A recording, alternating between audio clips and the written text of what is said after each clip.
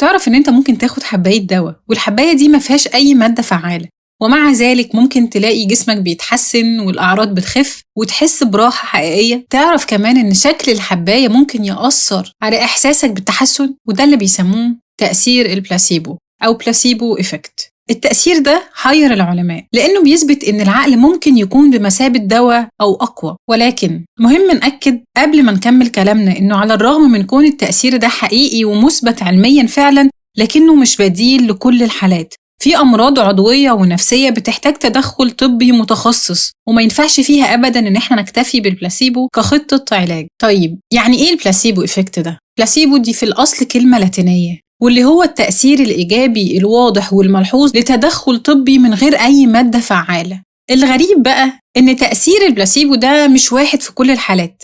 فمثلاً ممكن تلاقي إن تأثير الحقنة بيكون أكتر من الحباية على جسمك، وتأثير حبايتين أكبر من تأثير حباية، وتأثير الحباية الكبيرة أكبر من تأثير الحباية الصغيرة. كمان لون الحباية، فمثلا الحباية اللي بتكون باللون الأحمر أو اللون الأصفر بتبقى شوية مرتبطة بالتأثير التحفيزي، واللي بتبقى واخدة اللون الأزرق والأخضر بيكون ليها تأثير المهدئات.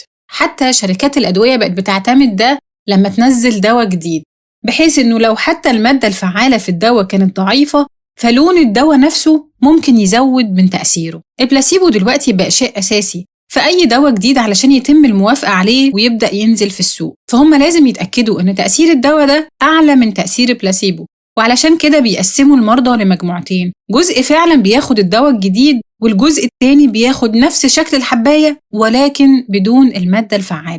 الحالات اللي بتتأثر بالبلاسيبو الأشخاص اللي بيعانوا من الاكتئاب أو الاضطرابات أو المصابين بأمراض القولون العصبي. وعلى الرغم من تأثيره إلا إنه هو كان يعتبر غش تجاري، لأنه تقريبا كأنك بتبيع الوهم على شكل دواء، وبدأ الحد فعلا من التعامل بيه، إلا إنه ما زالت زيارتك للطبيب وإنك تسمع منه كلمة اطمن أو أنت كويس ليها تأثير السحر عليك في أحوال كتير. والحقيقة إنه التأثير ده ممكن تحس بيه في حاجات كتيرة قوي في حياتك، زي إنه مثلا تكون بتكلم حد وبعدين أنت مش سامعه كويس، وبعدين تقوله اتحرك من مكانك شوية وهو يقولك طيب تمام كده، فتقوله أيوة وهو في الحقيقة ما اتحركش من مكانه ولا خطوة. على العكس في تأثير تاني اسمه النوسيبو، اللي هو التأثير السلبي بالإيهام.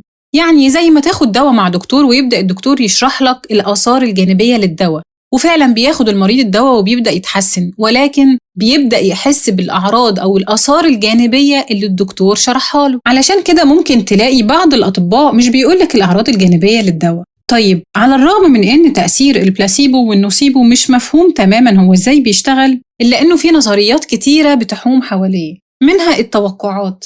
يعني توقع الشخص إن الدواء اللي أخده ده هيشتغل فعلا. ممكن تلاقي إن الجسم نفسه بيفرز مسكنات، وممكن كمان يسبب انخفاض في الهرمون المسؤول عن التوتر، أو حتى يغير تصور المريض عن الأعراض. كمان الربط اللي موجود في أذهاننا دايما، اللي هو إحنا بنربط دايما طالما أخدنا الدواء فإحنا هنحس بتحسن. ولقوا كمان إن في تغيرات فعلية فعلا بتحصل في الدماغ، وفي نظريات بتقول إن الدماغ لما بيصدق فعلا إن في تدخل سواء جراحي أو دوائي بيرسل إشارات وبتبدأ عملية التشافي.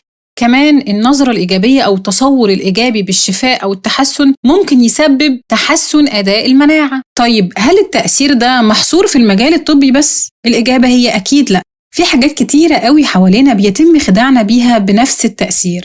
علشان كده أنت محتاج تكون واعي للي بيحصل حواليك ومعاك.